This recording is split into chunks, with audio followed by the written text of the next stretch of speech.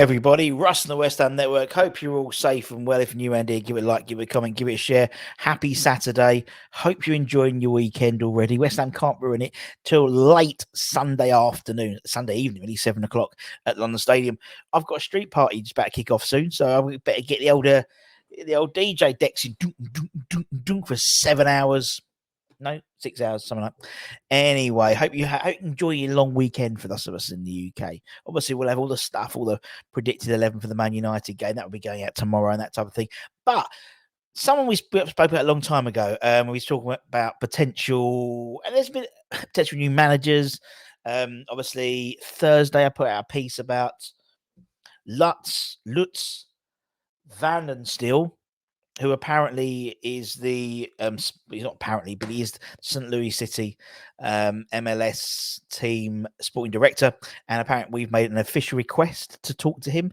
And then there's that's speculation with that maybe that means Rob Newman's time's gone. And so maybe Lutz comes in as head of recruitment.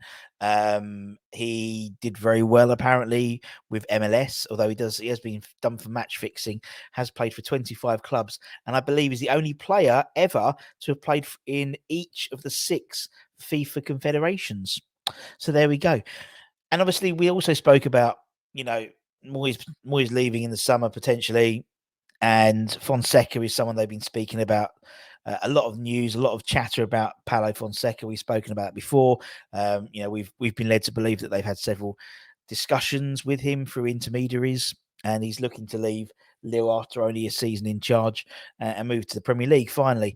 So we did it when we had all the news about Arne Slot. We put together who is Arne Slot. So we thought we'd do the same. We thought, who is Paulo Fonseca? So who is Paulo Fonseca? Or who is Fonseca, just for the letters. So I thought I'd give you a bit of information about him, so you know who he is, and have discussions tomorrow, maybe over a pint, an early pint, because kickoff's not till 7 o'clock. So he's just turned 50. He was born in March the 7th, 1973, in Mozambique, before moving to Portugal in his early years. Started his footballing career with his hometown FC Balinese. Definitely butchered that. Are in the 3rd tier of the Portuguese league, and eventually made him earn a move to one of the country's biggest clubs in FC Porto. Spent time on loan at a few different clubs in around Portugal, Lecce, Beninenses, and Martimo, before completing a permanent move to Vitória Guimarães, and then on to I've got a picture. Where is it? Victoria. That's him at Vitória Guimarães, and then he went to Estrela Amadora. Same haircut, same beard, different shirt. That's in now. That was in currently. Not currently. That was when he finished his career. He basically retired at the age of 32, relatively abruptly, but he had already got a job lined up within Estrela to move straight into coaching, into the youth side, before getting his big break for Pacos Ferreira in 2012, where he took charge and led the team to UEFA Cup qualification in his first season there. So fair play. After a year with them, he then hot-footed it to the giant of Portugal, his former club, Porto. However, he was sacked after less than a year in charge, with the club sitting only 3rd in the Portuguese title race. Unbelievable. But obviously in a league which is dominated by Porto, which is dominated by Sporting Lisbon, maybe Braga as a 3rd side. To be 3rd was it's like City being nowhere near the title, or like Chelsea not being anywhere, being closer to relegation than they are to the Champions League promotion, qualification. So he left pretty quickly, went back to Pacos Ferreira. So he sort of hot-footed back to Pacos before quickly moving to Braga. So he's doing the lap of Portugal. He's a Portuguese journeyman in terms of managerial appointments and also playing as well. He moved Braga, who led to 4th in the league, while also winning the domestic cup. So he had a very good time at at his time at Braga, so much so that he earned his first move outside of Portugal in 2016 when he went and was appointed manager of Shakhtar Donetsk, the Ukrainian side. And he had that's where his success really catapulted him to the next level, so to speak. He was an okay manager at in Portugal, but he went to Shakhtar. In Braga, he did well, and then he did very well when he went to Shakhtar. He won the league and cup double in each of his 3 years of the club.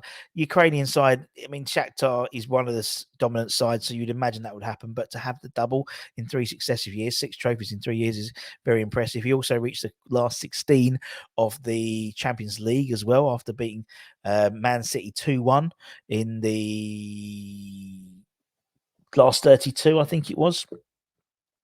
He actually made headlines after that win when he appeared in his post-match press conference as his childhood hero Zorro.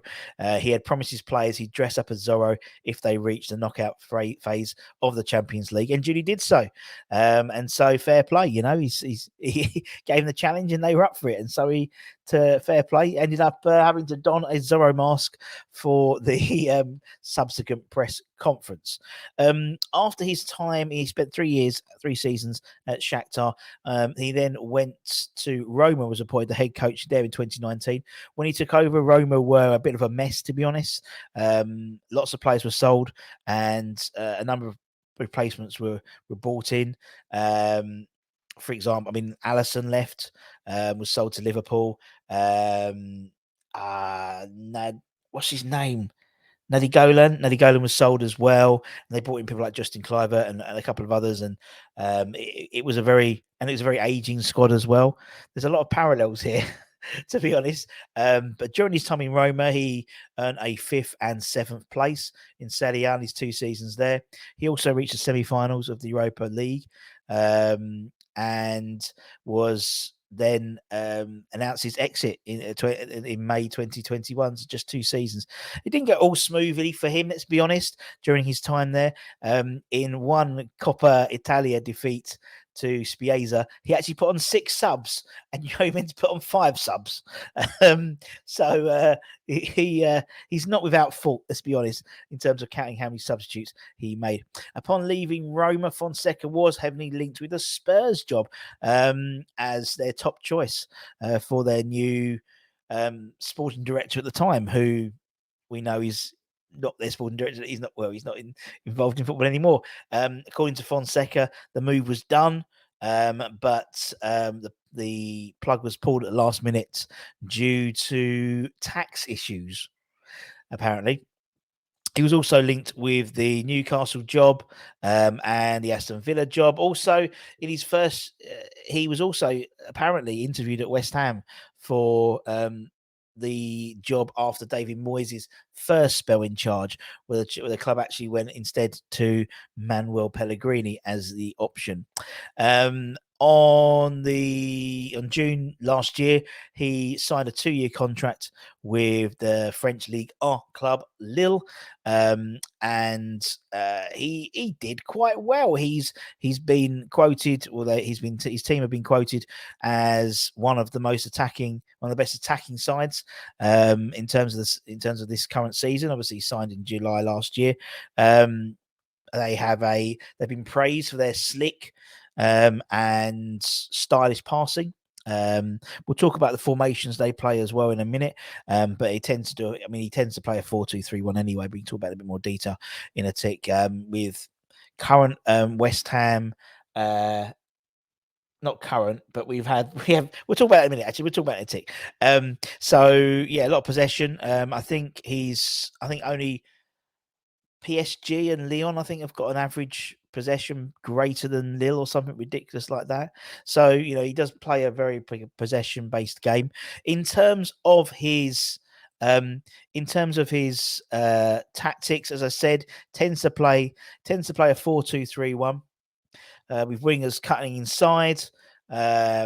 And fullbacks providing the width. So, the likes of a Jarrod Bowen cutting off the right-hand side and playing more centrally with a forward-thinking right back would suit well. For example, he prefers a quick, hard-working number 10 as opposed to somebody who's technically a technical passer. So during his time at Roma, Mkhitaryan was the man who benefited most from his setup, and sort of went into a renaissance of his career, with the sort of the lone striker at Roma being Edin Dzeko, who obviously we've been linked with.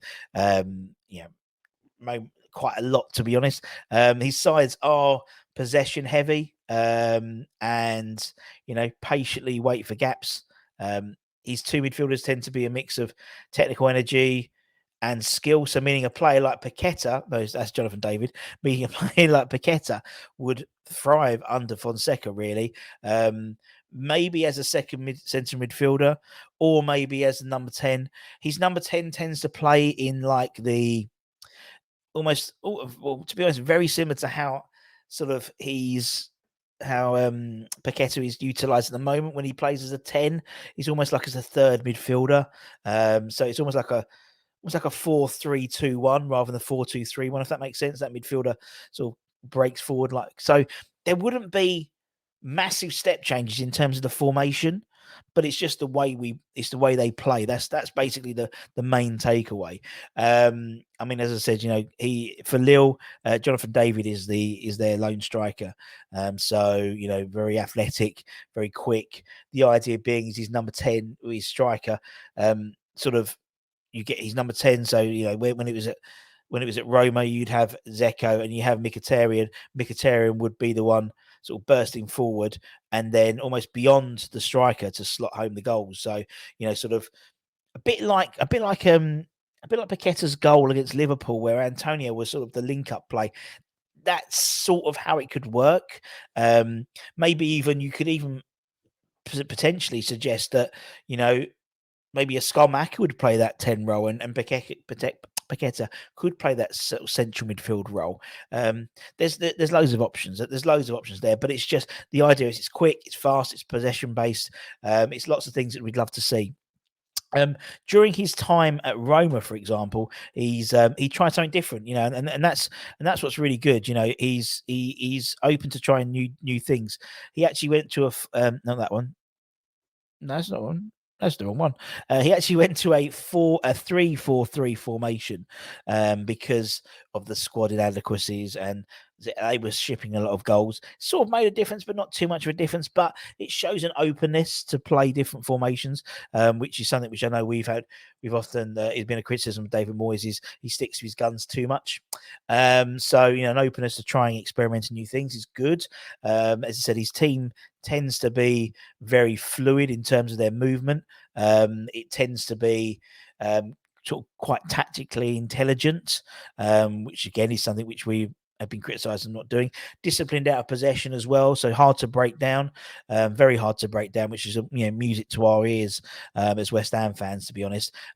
During an interview with the French media outlet RMC about his well, actually, it was just after his debut as Lille manager. He described his managerial style as an offensive play in order to overcome the opponent, to settle in the opponent's half, and to create many scoring chances, which sounds lovely. Have some of that, yes, please, Mr. Fonseca. What do you think?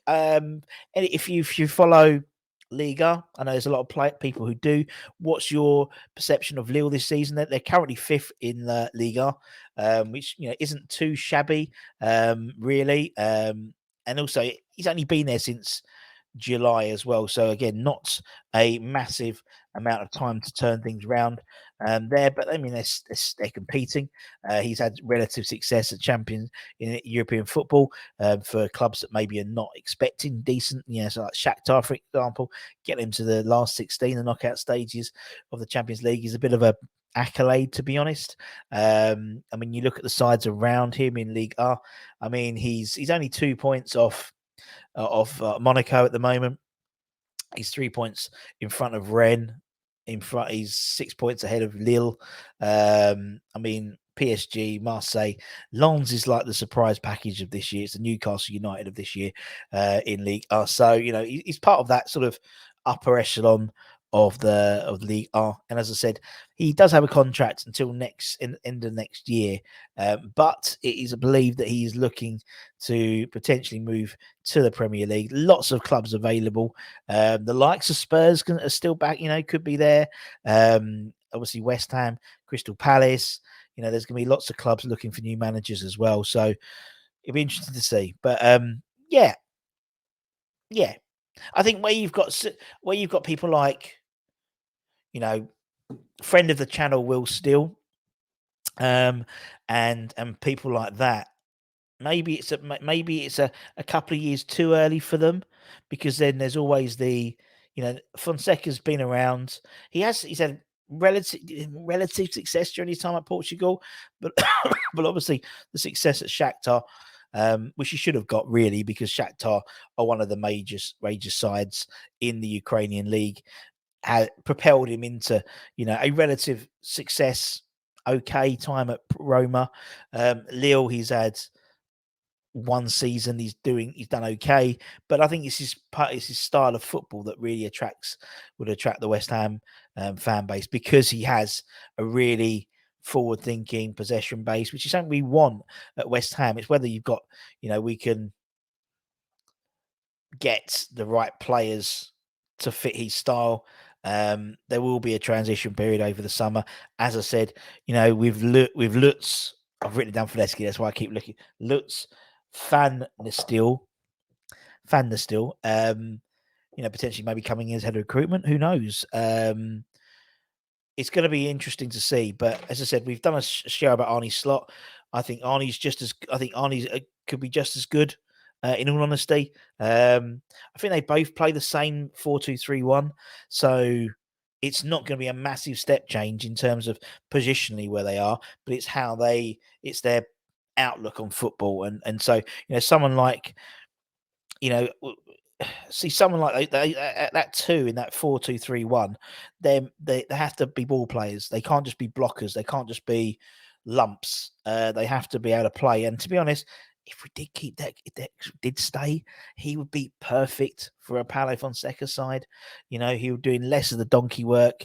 There'll be less reliance on him. It's more about possession place. And I think he would really enjoy his football. I think we'd enjoy seeing it as well. And then the 8% increase on season ticket prices might be a bit more palatable, maybe. I don't know. Let me know what you think. As I said, keep an eye on the channel. We've got lots of stuff coming up for the Man United game tomorrow, and then after that we get ready for the bloody Europa Conference League semi-final, first leg against AZ Alkmaar next Thursday. Take care, stay safe, stay warm, stay humble, keep the faith, my Irons. Come on, you bloody Irons, and have a lovely weekend. Take care. Bye-bye.